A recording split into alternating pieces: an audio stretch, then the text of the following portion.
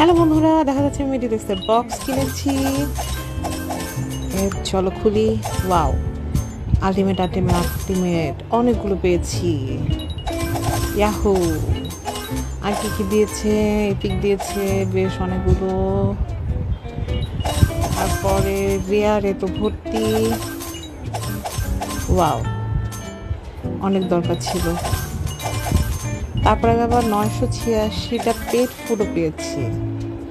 সব কিন্তু খুলে নেই, মাত্র 250টা খুলছে। এখনো দেখা যাচ্ছে 111টা বক্স আমার বাকি আছে। ওকে, 111টা বক্স খুলি। হ্যাঁ, যাক, ভালো পেয়েছি। এখানেও অনেকগুলো পেট ফুড পেয়েছি।